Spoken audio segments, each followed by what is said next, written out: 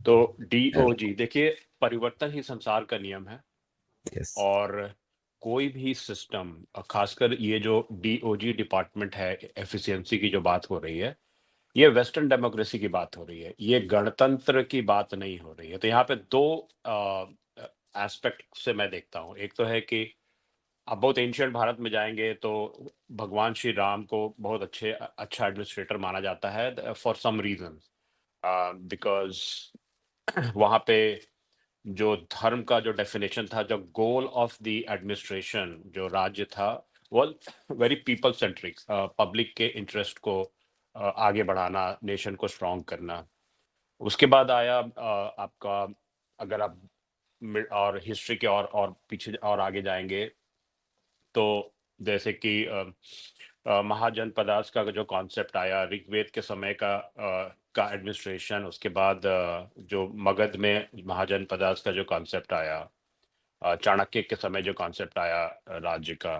यहाँ पे फिर धीरे धीरे आई थिंक, जैसे विभूति जी ने बताया कि check and balances and punishment का काफी इंट्रोडक्शन हुआ, जिसको वेस्ट की वेस्टर्न लिबरल डेमोक्रेसी में आज के समय में उसको गलत माना जा सकता है। जैसे कि मनुस्मृति में दंड का जो प्रावधान है रिगार्डिंग द राजा के फेलियर या चोरी पर, या यू नो ओवरऑल गवर्नेंस पे, आपको जो चेक एंड बैलेंस है उसका जो दंड का प्रावधान था वो बहुत ट्रांसपेरेंट था। तो उस समय के उस समाज में वो उस तरह से नहीं दिखा जो आज के समाज में दिखता है, वेयर जज could be manipulated, administration could be manipulated, police could be manipulated based on कौन पावर में है। तो इन सब को देखते हुए एफिशिएंसी एंड हमेशा परिवर्तन करना is an important aspect of current modern humans. और वेस्ट चूंकि अपने सारे इंस्टीट्यूशन को जब उसने वर्ल्ड वॉर के बाद बनाना शुरू किया, तो they take lot of pride in not making it change. उन्होंने रूल तो बहुत अच्छे अच्छे बनाए, आइडियाज अच्छे अच्छे दिए, पेपर पे अच्छे लगते हैं वो सब आइडियाज, ह्यूमन को काफी अच्छे लगेंगे, बट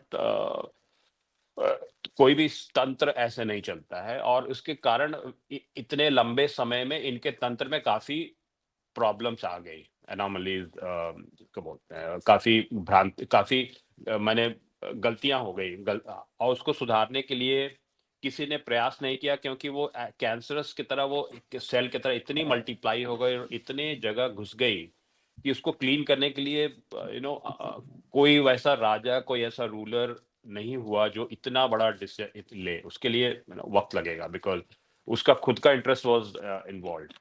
तो इन सभी सिचुएशन को देखते हुए और अमेरिका का जो करंट जो ग्लोबल स्टैंडिंग है, इन सब को देखते हुए जो विवेक रामास्वामी और एलन मस्क ने प्रपोज किया, लोगों ने उसको काफी पसंद किया। अब ये है कि पीपल आर स्केप्टिकल कि ऐसा होगा कि नहीं होगा। ये एनार्किस्ट आइडिया है कि ये आइडिया हो भी सकता है फलीभूत। अगेन ये कंट्री कॉन्टेक्स्ट में देखना पड़ेगा। तो इन अमेरिका, आयोवा में जो वहाँ के गवर्नर हैं किम रेनॉल्ड, उन्होंने आयोवा में ऑलरेडी डीओजी लास्ट ईयर ही शुरू कर दिया है। उन्होंने 37 डिपार्टमेंट्स को घटाकर 16 डिपार्टमेंट किया है और अराउंड $250 मिलियन टैक्स ईयर का मनी ईयरली सेव कर रहे हैं। तो वो रिफॉर्म शुरू किए हैं। नाउ ये रिफॉर्म डज नॉट मीन कि आप आंख मूंद कर लोगों को भगा दो, नौकरी से निकाल दो। ये कोई रिफॉर्म नहीं होता, ये बेसिकली रिएक्टिव हो जाएगा। फिर आपको आपको पूरा डिफाइन करना है टिपिकली कि विजन क्या है, what do you want to achieve, और कौन कौन सा एलिमेंट को आप यूज करेंगे उस रन में, रादर देन मास लोगों को हटाना। जैसे कि ट्विटर को जब एलन मस्क ने खरीदा तो 80% स्टाफ रिड्यूस किया, ऐसा लोग का एलिगेशन है, but Twitter is running successfully. Running a Twitter and a private corporate and running a country is a two very different ball game, क्योंकि वहां पे बहुत से अदर एस्पेक्ट्स हैं। It's very dynamic. तो मुझे लगता है कि ये सोच बहुत अच्छी है, इसको इसको सपोर्ट करना चाहिए।